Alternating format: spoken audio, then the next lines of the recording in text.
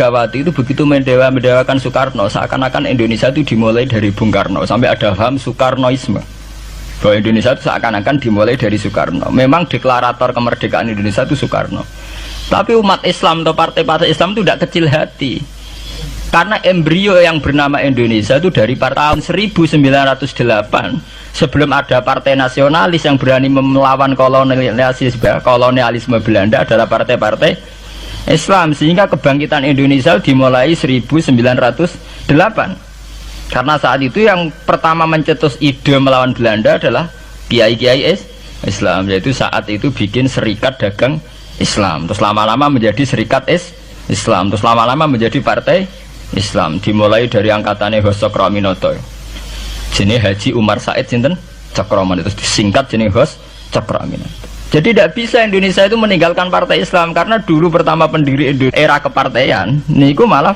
partai-partai apa? Islam yang lahir di Solo, di Jogja. Bahkan sebelum ada negara yang bernama Indonesia, itu ada negara yang bernama Demak Bintoro, ada Demak Ngayogjakarta apa?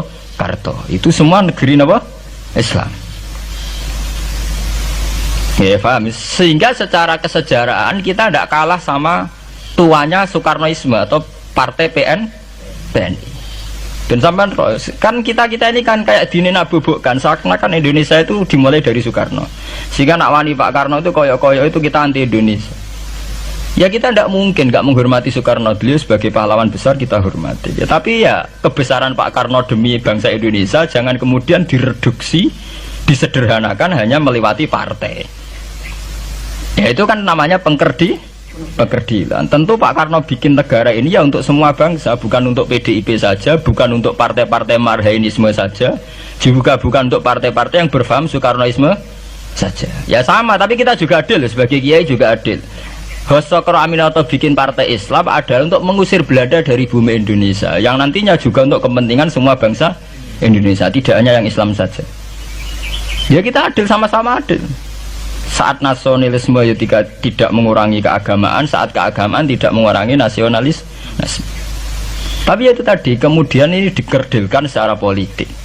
Di sawangannya nak wis duwete Pak Hasim Mbak Mega nasionalis religius itu sudah ditren. Angger duet senengane pasangan nasionalis sampai religius. Apa nak nasionalis terus wajib sholat? Apa nak religius terus gak wajib nasional? Sebetulnya itu kan wajib. Apa kan orang Indonesia itu wajib sholat hanya karena atas nama nasionalisme? Apa nak SK Nyai itu wajib bayar pajak? Itu kan pengkerdilan, proses pembohongan ya. Pembohongan secara publik. Kau dibodokno, sedurunge bodoh, itu kan itu kan repot. Namanya sedurunge bodoh dibodokno kenapa?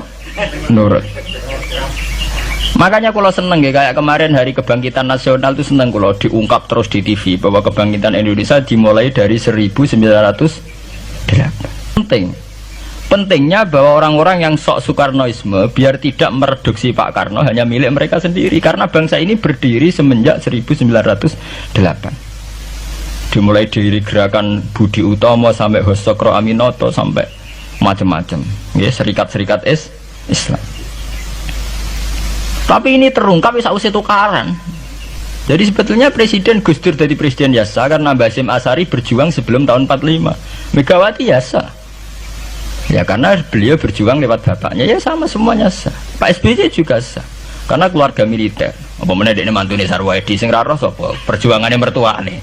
Gak iso adol bapak ya adol mertuane. Pokoke sing dikena didol pokoke. Tapi artinya sama, kita secara sejarah itu sama. Kita sebagai santri juga tidak kalah sejarah.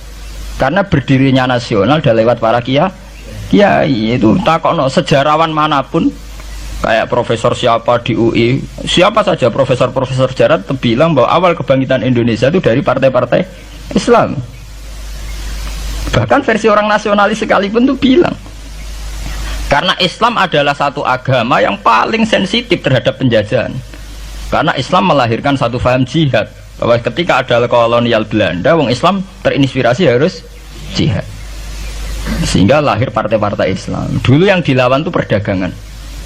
Ini kalau cerita sejarah, santri-santri sadar. Jadi santri salaf dengan model sekarang sing raroh duit, raroh dagang itu sebetulnya mengkhianati pendiri santri.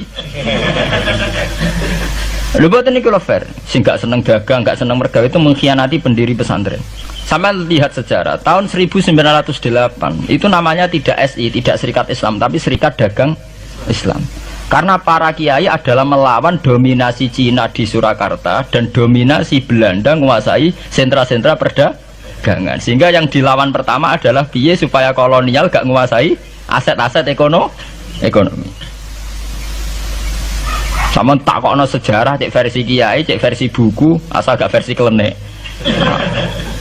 Itu pertama yang dilawan para ulama adalah penguasaan aset ekonomi oleh Cina dan Belanda, sehingga mereka bikin Serikat Dagang Islam.